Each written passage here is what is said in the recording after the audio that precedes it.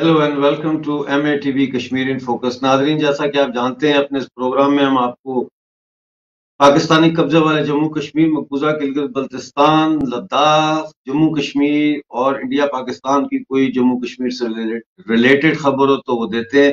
आगाज एक खुशखबरी से करते हैं, वो ये है कि पुंछ और श्रीनगर के दरमियान बस सर्विस शुरू हो गई वाया मुगल रोड, और इसका किराया जो है सिर्फ 398 यानी 398 रुपए इसका किराया है पर पर्सन। तो ये एक बड़ी अच्छी खबर है। अब चलते हैं कुछ और खबरों की तरफ। एक लिहाज से हैं तो ये भी अच्छी खबरें, क्योंकि POJK और POGB के अवाम जो है वो पाकिस्तान से मुसल्लत की गई जो दुश्वारियां हैं, पाबंदियां हैं, जो तकालीफ है, उनको कबूल नहीं कर रहे और एहतजाज कर रहे हैं। तो अवामी एक्शन कमेटी ने 12 तारीख को बाग में सिटी के अंदर एक जबरदस्त एहतजाजी मुजाहरा किया है महंगाई के खिलाफ। और उसके अलावा 13 तारीख को पूरे POJK में मुख्तलिफ जगहों पर और दुनिया भर में RF शाहिद साहब की 10वीं बरसी मनाई गई है। ये एडवोकेट थे, इंटेलेक्चुअल थे, कश्मीरी थे, और ये पाकिस्तान के नैरेटिव के खिलाफ खुल खुलाकर तकरीरें करते थे और जम्मू कश्मीर इंडिपेंडेंस अलायंस के सदर थे। इनको 13 तारीख को मई में 2013 में घर के बाहर गोलियां मारकर शहीद किया गया था। तो इस हवाले से एक बड़ा अहम मुजाहरा जो है नेशनल इक्वालिटी पार्टी JKGVL ने मुनक्किद किया लंदन में पाकिस्तानी हाई कमीशन के सामने। बड़ा चार्ज मुजाहरा था और उसमें सजाद राजा साहब जो चेयरमैन है पार्टी के, उन्होंने खिताब भी फरमाया वहां। इसके अलावा आपको मैं ये एक बताता चलूं कि POJK के जो साबिक वजीर आजम हैं राजा फारूक हैदर, उन्होंने ऐलान किया है कि 20 मई को वो G20 के खिलाफ पाकिस्तानी कब्जे वाले जम्मू कश्मीर में जो है एक एहतजाजी मुजाहरा करेंगे। तो और सीज फायर लाइन की तरफ भी शायद उन्होंने कहा है कि मार्च करेंगे। ये उन्होंने ऐलान किया, लेकिन मुझे नहीं लगता कि वो करेंगे। तो इसके जवाब में तहरीक इत्तफाक राय के सीनियर वाइस चेयरमैन है आबिद कश्मीरी मुजफ्फराबाद से, उन्होंने बयान दिया है कि असल में फारूक हैदर जो है वो अवाम की तवज्जो असल मसाइल से हटाने के लिए G20 का ये शोशा उन्होंने छोड़ा है।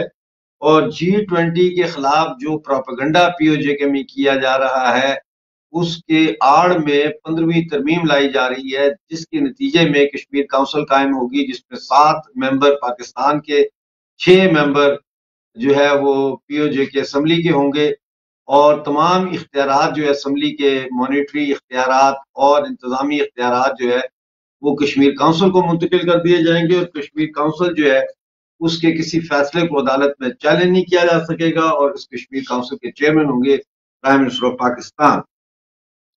नाज़रीन, POJK में आटे की जो कमी है उसके बाद अब लूट मार शुरू हो गई है, और महकमा खुराक की जानिब से मुजफ्फराबाद में आटा न मिलने के बाद लोगों ने आटे से भरी गाड़ियां लूटनी शुरू कर दी हैं।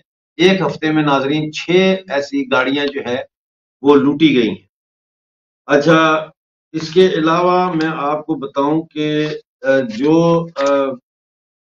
पाकिस्तानी कब्जे वाला जम्मू कश्मीर है, वहां पे 20 मई को बाग में जो है वो पाकिस्तान पीपल पार्टी के चेयरमैन और फॉरेन मिनिस्टर इस वक्त जो हैं बिलावल भुट्टो जरदारी, वो इंडिया के खिलाफ एक जलसा करने जा रहे हैं। उन्होंने ऐलान किया है कि वो बाग में ये जलसा करेंगे। जैसा मैंने बताया कि आटा तो नहीं है इधर POJK में, तो POGB में भी नहीं है। तो खालिद खुर्शीद जो चीफ मिनिस्टर हैं गिलगित बल्तिस्तान के, उन्होंने कहा है कि ये जो आटा नहीं मिल रहा और जो आटे की कीमतें आसमान पे चली गई हैं गिलगित बल्तिस्तान में, इसका जिम्मेदार पाकिस्तान है, जिसने गेहूं की सप्लाई जो है वो बंद कर दी है। इसी तरह से आपको मैं बताऊं कि पाकिस्तानी कब्जे वाले जम्मू कश्मीर के शहर नक्याल में, जो लाइन ऑफ कंट्रोल के पास बड़ा शहर है, वहां समाज बदलो तहरीक के रहनुमा जो हैं शाहनवाज अली शेर एडवोकेट, उनकी क़यादत में महकमा खुराक के खिलाफ एक बड़ा ज़बरदस्त एहतजाज हुआ है और उन्होंने महकमा खुराक के दफ्तर के सामने जो है वो मुजाहरा किया है और धरना दिया और ट्रैफिक जो है उसको हर किस्म के ट्रैफिक को रोका वहां पर गया। Gilgit Baltistan flour mills association जो है उन्होंने भी हड़ताल की धमकी दे दी है नाजरीन, और वो कह रहे हैं कि हमसे पूछे बगैर जो है आटे की कीमतों में इजाफा किया गया है और ये कतन बर्दाश्त नहीं की जाएगी बात। गिलगित बल्तिस्तान में कशरोट गिलगित में अवाम ने बिजली के लोड शेडिंग के खिलाफ जबरदस्त मुजाहरा किया और मेन रोड को ब्लॉक कर दिया। इसी तरह से जो है वो पीओजेके में शहर है पलंदरी, छोटा सा शहर है, वहां की जॉइंट एक्शन कमेटी ने 18 मई को टूटी हुई सड़कों के को लेकर वहां पे 18 मई को मुजाहरे का ऐलान किया है और लॉन्ग मार्च करेंगे वो एक छोटे उस पलंदरी से उस मेन रोड तक जहां पे ये सड़कें टूटी हुई हैं।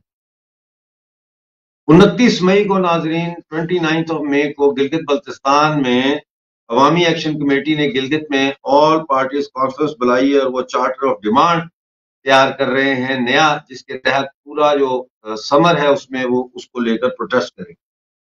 दो नाजरीन खबरें मेरे पास ऐसी हैं जो बज़ाहिर तो गैर मुतल्लका हैं लेकिन बड़ी तकलीफदेह हैं, वो मैं आपके साथ शेयर करना चाहता हूँ। एक खबर तो बड़ी तकलीफदेह है, वो ये है कि पाकिस्तान आर्मी जो है इसने जनूबी वजीरिस्तान के इलाके तहसील सरा रोगा पर धावा बोला और वहां पे जेट तैयारे और ड्रोन्स का इस्तेमाल किया, जमीनी फौज भी भेजी और फिर वहां पे उन्होंने एक फैमिली की 4 कम सिन बच्चियां, चारों बहनें थीं, छोटी छोटी बच्चियां, उनको मार डाला और मारने के बाद उनकी लाशों को आग लगाकर जलाकर कोयला कर दिया। नाज़रीन, कहा यह जा रहा है कि ये 4 बच्चियां जो हैं ये तहरीक तालिबान पाकिस्तान के एक अहम कमांडर हैं मौलाना दाऊद हफजुल्ला, उनकी बेटियां थी। बहरहाल एक खबर जो है हमारे पास वो ये है कि तहरीक तालिबान पाकिस्तान ने शुमाली वजीरिस्तान में बारूदी सुरंग का धमाका करके एक फौजी गाड़ी तबाह कर दी, जिसके नतीजे में 3 पाकिस्तानी फौजी हलाक हो गए हैं। दूसरा, तहरीक तालिबान ने कहा है कि ये जो 5 दिन पहले 4 बहनों को, छोटी मासूम बच्चियों को कत्ल करके जलाया गया है, इसका इंतकाम जरूर लिया जाएगा। नाजरीन, इस वक्त पाकिस्तान में सीक्रेट मिलिट्री एक्ट जो है वो लग चुका है और कहा जा रहा है कि तकरीबन 6 जर्नैलों ने इस्तीफे दे दिए हैं।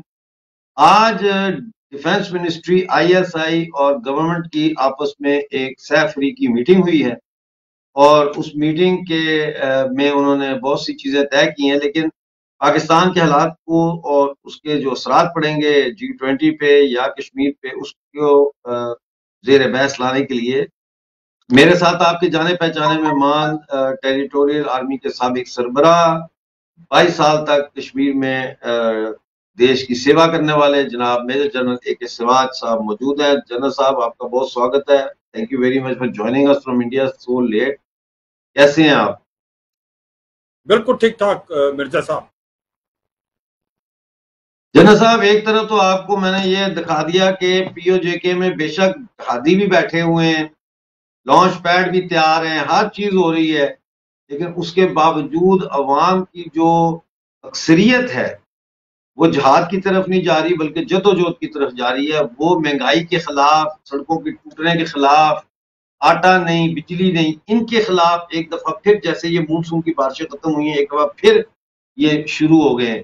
कैसे देख रहे हैं आप लोगों के इस जज्बे को और क्यों लोग पीओजेके में 6 से 7 हजार जाती बैठा हुआ है, इसके बावजूद लोग जहाद की तरफ नहीं जा रहे बल्कि लोग किसी और तरफ जा रहे? देखो, सच्चाई मिर्जा साहब ये है जो कि पाकिस्तान ऑक्यूपाइड जम्मू कश्मीर, पाकिस्तान ऑक्यूपाइड गिलगित पाकिस्तान है, वो नहीं चाहते पाकिस्तान में रहना। ये जो जिहादी बैठे हैं, ये जिहादी पंजाबी हैं, पठान से हैं, ये पीओजेके के नहीं हैं, ना पीओजीबी के हैं। वो नहीं वहां एक प्रकार आतंकवाद में हिस्सा लेना चाहते। वो तो ये कह रहे हैं कि हमारे को सेकंड क्लास सिटीजन माना गया पाकिस्तान ने, ना बिजली, ना पानी, ना सड़कें, और आटा भी नहीं मिल रहा, हर चीज के रेट जो है 5 गुना हो गए हैं, तो हमें बख्शे, हमें भारत के साथ मिलने दे। तो उनका तो एक ही फॉर्मूला है कि अब हम भारत का हिस्सा थे, हमें भारत में मिलना चाहिए। ये जो आतंकवादी इन्होंने जनरल बना साहब, ये जो रखे हैं, कल ये मैंने बताया पार्लियामेंट। मुजाहरा हुआ है नकियाल में, वहां भी तो उन्होंने यही मुतालबा किया है, वहां पे भी यही नारे लगे हैं कि तजारती रास्ते खोल दो, टूटे रिश्ते जोड़ दो। कल वहां नकियाल में ये नारे जोड़ लगे हैं दो। बाकायदा। हाँ, ये भी सुनने में आया, जो अमन सेतु उड़ी के अंदर एक प्रकार जो ब्रिज है, वहां पर बहुत लोगों का मुजाहरा हुआ पाकिस्तान ऑक्यूपाइड कश्मीर की तरफ। वो कह रहे हैं कि ये रास्ता खोल लो, जैसे पहले खुला था, हम भारत में आना चाहते हैं, हम यहाँ पर भूखे मर रहे हैं। वहां पर अनाज की कीमत जो है, गेहूं की कीमत है, वो 50-60 रुपए है, यहाँ पर 300 रुपए के करीब है। हमें लेने देना चाहिए, हमें वहां पर जाने देना चाहिए, हम वहां का हिस्सा हैं। तो ये आवाज बहुत जोरों से पड़ी हुई है। आज पाकिस्तान ऑक्यूपाइड कश्मीर के लोग नहीं रहना चाहते पाकिस्तान में। ये पाकिस्तान क्यों नहीं समझ रहा है? और अब जब से ये G20 की मीटिंग होने वाली है श्रीनगर में, तो ये बार बार सोशल मीडिया में अभी पीओजे के और गिलगित बाल्टिस्तान में लोगों को दिखाया जा रहा है, जो यहाँ से सोशल मीडिया की वहां पर कितनी तरक्की हो चुकी है, लोग वहां से आएंगे, कितने देशों के जो वीआईपी आपके श्रीनगर में आएंगे, श्रीनगर की शक्ल देख के उनको लगता है कि ये जन्नत हमें क्यों नहीं देखने को मिलता। तो ये सच्चाई है कि वहां के लोग चाहते हैं कि हम कहाँ रह गए और पाकिस्तान ने हमें क्या कर दिया। और भारत में जो जम्मू एंड कश्मीर है, वहाँ टूरिज्म भी, वहां पर डेवलपमेंट भी, वहां पर इंजीनियरिंग कॉलेज, सड़कों का जाल बिछ गया है, वहां पर आज की तारीख में अमन और शांति। तो ये आवाज आ रही है कि वो चाहते हैं भारत में मिले, और इस आवाज को दबाना चाहती है पाकिस्तान की आर्मी, पाकिस्तान की आईएसआई, पाकिस्तान की गवर्नमेंट। मगर ये मुझे लगता नहीं, ये आर पार की लड़ाई है, अब इनको दबा नहीं पाएंगे ज्यादा देर। मिर्जा साहब, तो ये पाकिस्तान में सीक्रेट आर्मी एक्ट लागू हो गया है, और जो ये वायलेंस हुआ था 9-10 मई को, इमरान खान समेत सबको उन्होंने बुक कर लिया है आर्मी एक्ट के तहत। सीक्रेट आर्मी एक्ट में तो सजाए मौत होती है या उम्र कैद होती है। तो ये कहाँ जा रहा है पाकिस्तान? हाँ बिल्कुल, अब तो ऐसा लगता है जैसे मार्शल लॉ लग गया है बिना लगाए, क्योंकि पाकिस्तान ऑफिशियल सीक्रेट एक्ट जो 1923 का, भारत ने उसको काफी बदल दिया है। इसी प्रकार से पाकिस्तान आर्मी एक्ट लगाया जाएगा। जिन्होंने एक प्रकार से कोर कमांडर के घर के अंदर जो हल्ला बोला था, या जो कि जनरल हेडक्वार्टर में, या पाकिस्तान की एयरफोर्स की जो एक प्रकार से बेस पे और वार मेमोरियल पे, तो इनको पकड़ लिया गया है। करीब 3,000 के करीब लोगों को अभी जेल में बंद है, और इनके अगेंस्ट जो कार्रवाई होगी ऑफिशियल सीक्रेट एक्ट और आर्मी एक्ट के तहत, और उसके अंदर सजाए मौत भी है, और उसके अंदर उम्र कैद भी है। तो ये सच्चाई है कि एक प्रकार पाकिस्तान की गवर्नमेंट और पाकिस्तान की जो आर्मी है, वो इसके प्रकार अनरिटन अनकोल्ड मार्शल लॉ लग गया है। और ये अब मुझे लगता है ये कार्रवाई तो हो रही है इमरान खान के अगेंस्ट, और इमरान खान जो जिस प्रकार से वो पॉपुलर होता जा रहा है, जिस प्रकार से वो मांग कर रहा है कि इलेक्शन हो, इसके बरखिलाफ है ये कार्रवाई। मगर ये जो कार्रवाई है, ये बहुत ज्यादा सख्त है, ये डेमोक्रेसी की नहीं है। ये तो ऐसा दिखा जा रहा है जैसे पाकिस्तान की आर्मी ने टेक ओवर कर लिया पाकिस्तान को। अनाउंस तो नहीं हुआ, मगर ऐसा रहा है, क्योंकि इसके अंदर जो सजाएं होंगी, वो सजाएं बहुत ज्यादा मुश्किल होने वाली है अवाम के लिए। क्या समझते हैं, इमरान खान को दोबारा ये गिरफ्तार कर सकते हैं? अभी तो आज जैसे पता चला है, उनको 8 जून तक जो बेल थी वो हो चुकी है वो। और इसी प्रकार से बाकी जो पॉलिटिशियन हैं उनको भी जो बेल है वो लंबी होगी है।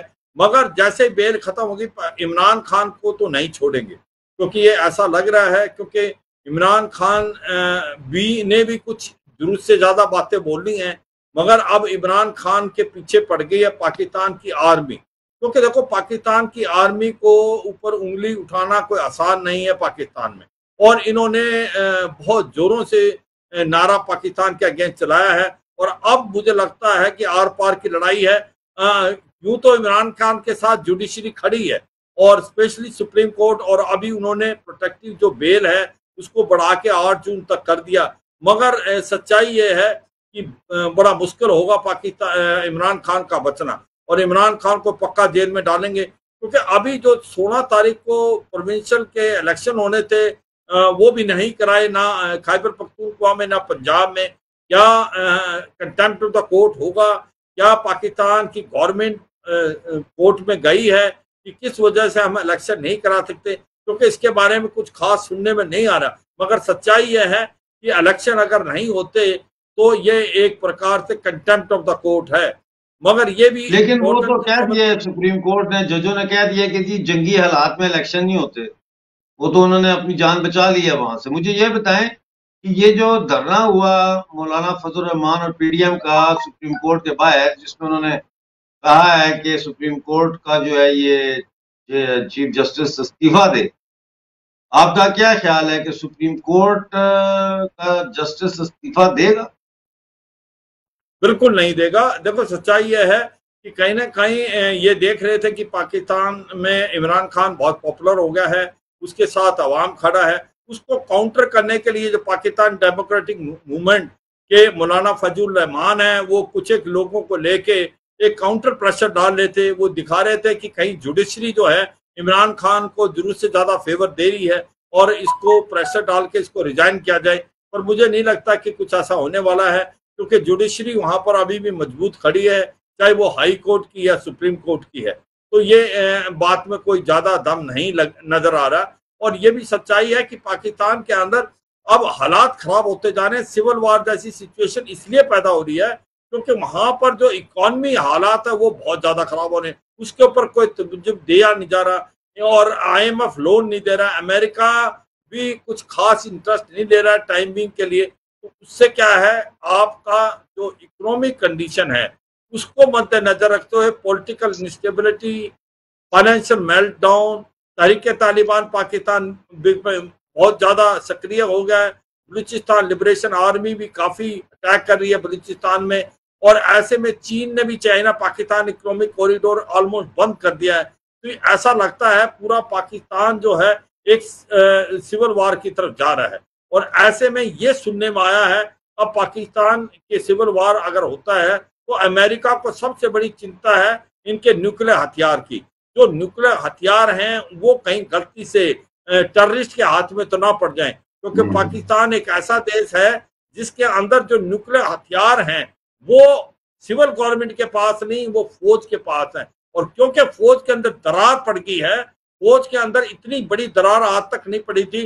जिस प्रकार से आपने बोला 6 लेफ्टिनेंट जनरल रिजाइन हो गए हैं, और उसके बाद 2 ग्रुप आ गए हैं, एक जनरल आसिम मुनीर का और एक जो पुराने DGISI थे फयाज हमीद, उसका ग्रुप, और उससे पूरा पाकिस्तान की आर्मी बट गई है। और ऐसे में कहीं ऐसा तो ना हो कि कुछ एक रोग एलिमेंट हैं जो आर्मी में, उनके हाथ में ये न्यूक्लियर हथियार पड़ जाए, या ये नॉन स्टेट एक्टर, क्योंकि जो छोटे छोटे जिसको बोल रहे हैं ये पाव पाव के न्यूक्लियर हथियार, जिसको टैक्टिकल न्यूक्लियर हथियार हैं, उनके लिए कोई ज्यादा आपको टेक्नोलॉजी भी नहीं चाहिए, मगर वो एक प्रकार इनरिच यूरेनियम के साथ वो अगर किसी के हाथ में पड़ जाते हैं तो वो देश पाकिस्तान के लिए ही नहीं, वो पूरे रीजन के लिए, भारत के लिए और पूरे वर्ल्ड के लिए खतरा बन सकते हैं। और ये अमेरिका भले ही बात ही जानता, और इसलिए आज अगर एक स्टेटमेंट देखें अमेरिका की जो होम डिपार्टमेंट है कि हमें चिंता है पाकिस्तान के न्यूक्लियर हथियार कि अगर वहां पर सिविल वार जैसी सिचुएशन होती है, तो ये वाकई बात है। पूरा वर्ल्ड इस चीज से घबराता है कि पाकिस्तान के जो न्यूक्लियर हथियार हैं वो सेफ नहीं है, वो प्रोटेक्टेड नहीं है, क्योंकि पाकिस्तान की जो न्यूक्लियर हथियारों का एक प्रकार सेफ्टी सिविल गवर्नमेंट के पास नहीं बल्कि पाकिस्तान की आर्मी के पास है। और आज की तारीख में पाकिस्तान की आर्मी बहुत कमजोर नजर आ रही है, वो डिवाइडेड लग रही है। और जब से इसके ऊपर 9 तारीख से अटैक हुआ है, अब ऐसा लग रहा है कि एक प्रकार से मोराल भी पाकिस्तान आर्मी का बहुत डाउन है। मिर्जा साहब, मोराल बहुत डाउन है पाकिस्तान आर्मी का, इसमें तो कोई शक नहीं है। लेकिन अब इमरान खान ने तो चीफ ऑफ आर्मी का नाम लेके उसका कहा कि इसको हटाया जाए, तो ये तो अब दो पहलवान बिल्कुल रिंग में आ गए हैं, आमने सामने हो गए हैं। तो ऐसे में ये खतरा भी है कि इमरान खान को ये असैसिनेट करवाया जा सकता है। हाँ बिल्कुल, देखो सच्चाई यह है कि आज की तारीख में या तो इमरान खान रहेगा या पाकिस्तान की आर्मी या पाकिस्तान की गवर्नमेंट।